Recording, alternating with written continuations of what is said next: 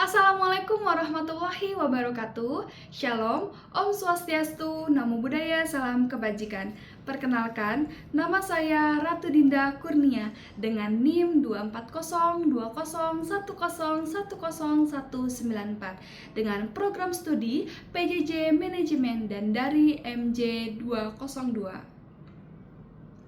Kali ini saya akan mempresentasikan presentasi dari tugas estetika humanisme.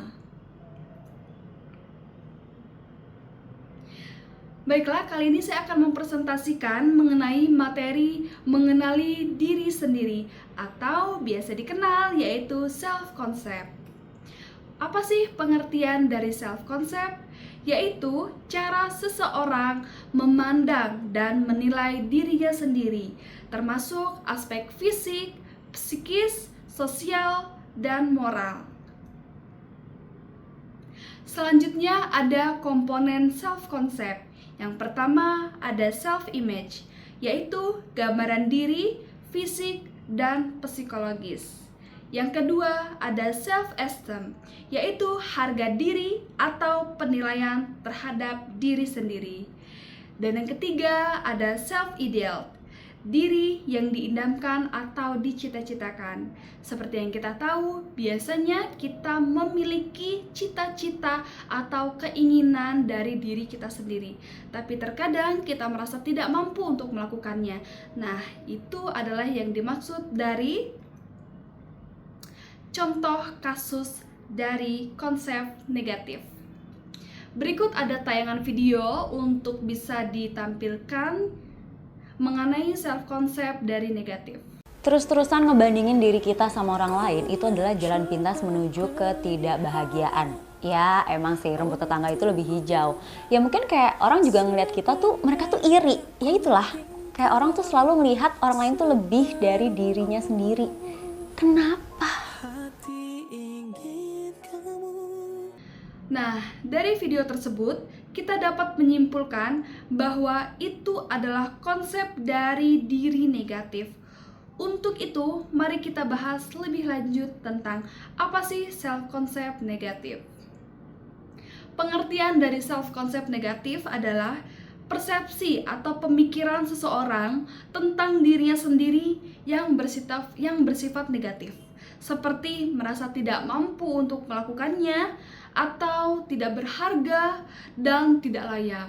Biasanya kita sering membandingkan diri kita dengan diri orang lain yang mungkin orang lain merasa lebih mampu atau lebih hebat dari diri kita sendiri. Biasanya kita dengar adalah negative thinking. Nah, untuk teman-teman, saya harap tidak ada pemikiran seperti itu karena biasanya proses dari seseorang itu berbeda-beda.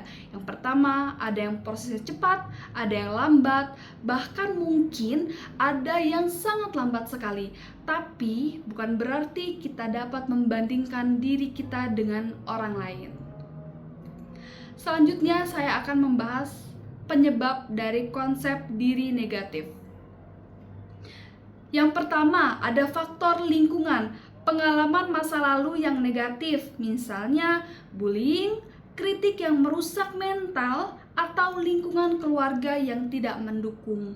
Nah, yang pertama biasanya kita dengar bullying di Indonesia itu masih sangat familiar. Nah, saya harap untuk teman-teman semua tidak menormalisasikan bullying. Karena apa? Karena hal tersebut secara tidak langsung dapat merusak mental dari seseorang, dan itu efek atau imbasnya sangat berkepanjangan. Jadi, teman-teman menormalisasikan yaitu menghargai pendapat orang lain atau pemikiran orang lain dan perilaku orang lain. Jangan sampai bullying menjadi normalisasi di Indonesia. Yang kedua, ada kritik yang merusak. Terkadang kritik yang merusak itu adalah bisa menjatuhkan atau bisa membuat harga diri seseorang merasa tidak mampu untuk melakukan hal tersebut. Jadi untuk teman-teman diharapkan untuk sebisanya membaca situasi, apakah seseorang dapat dikritik dengan tegas atau tidak dapat dikritik dengan tegas. Karena biasanya setiap individu itu memiliki sifat dan karakteristiknya masing-masing. Dan yang terakhir faktornya yaitu dari lingkungan keluarga. Ya, biasanya mungkin dari broken home atau juga mungkin keluarganya LDR-an juga bisa jadi kurang kasih sayang karena sibuk bekerja, itu juga bisa menjadi faktor. Selanjutnya, pikiran negatif.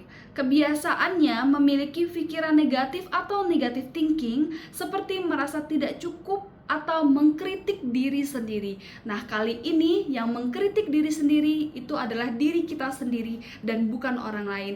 Biasanya kita dengar adalah negative thinking. Nah, di mana negative thinking itu merusak dari pikiran kita sendiri. Terkadang hal yang belum tentu terjadi, tapi kita selalu memikirkan hal itu akan terjadi. Dan biasanya yang dipikirkan adalah hal-hal yang buruk. Nah, untuk itu teman-teman jauhi dari pikiran negative thinking. Selanjutnya, perbandingan dengan orang lain atau diri kita dengan orang lain. Membandingkan diri sendiri dengan orang lain yang dianggap lebih baik atau lebih berhasil. Nah, seperti yang sudah saya jelaskan sebelumnya, bahwa terkadang proses dari seseorang itu berbeda-beda. Ada yang sangat cepat, ada yang lebih cepat, atau ada yang lambat. Tapi tidak menutup kemungkinan untuk teman-teman membandingkan diri kita sendiri dengan keberhasilan dari orang lain. Ya teman-teman, karena proses itu memiliki waktu ya, jadi tidak ada yang singkat. Selanjutnya, persepsi diri yang salah. Memiliki pemahaman yang tidak akurat tentang diri sendiri dan kemampuan. Ya, jadi sebelum kita menilai orang lain, sebaiknya kita mengenal diri kita sendiri. Kenapa? Karena ini sangat mempengaruhi pikiran kita. Kenapa kita harus mengenal diri kita sendiri? Karena yang akan menjalankan hidup atau kita mempunyai cita-cita, yaitu yang akan membawa ke cita-cita tersebut adalah diri kita sendiri, bukan dari orang lain. Itu artinya yang pertama, langkah pertama kita harus mengenali diri kita sendiri sebelum kita menilai orang lain. Selanjutnya, yaitu karakter individu dengan konsep diri negatif. Peka terhadap kritik, responsif terhadap kritik, dan cenderung merasa tersinggung atau tersakiti. Yang kedua, pesimis. Ya, pesimis merasa pesimis dan tidak percaya diri dalam menghadapi tantangan atau kompetisi. Dan hiperkritik, sering mengkritik orang lain dan kesulitan mengakui kelebihan orang lain. Merasa tidak disenangi, cenderung merasa tidak disukai, tidak diperhatikan, atau tidak memiliki nilai dari diri kita sendiri. Selanjutnya, apa sih dampak dari konsep diri negatif? Yang pertama, psikologis. Kecemasan, depresi, harga diri rendah, dan kesulitan membuat keputusan. Yang kedua, sosial. Kesulitan membangun hubungan, merasa canggung, dan kesulitan berinteraksi dengan orang lain. Yang ketiga, perilaku. Menghindari tantangan, merasa tidak percaya diri, dan kesulitan meraih tujuan. Yang keempat, kesehatan.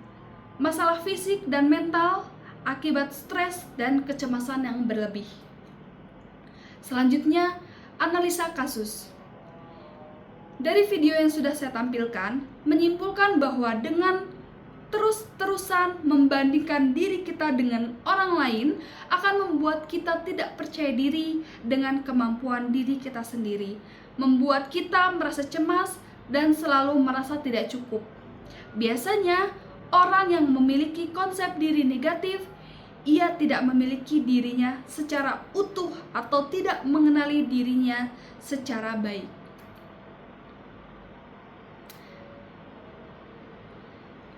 Itu saja presentasi yang dapat saya tampilkan.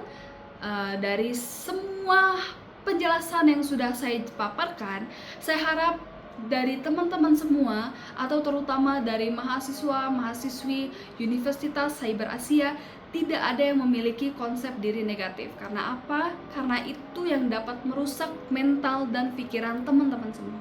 Terima kasih, kurang lebihnya mohon maaf. Wabillahi taufiq wal hidayah. Wassalamualaikum warahmatullahi wabarakatuh.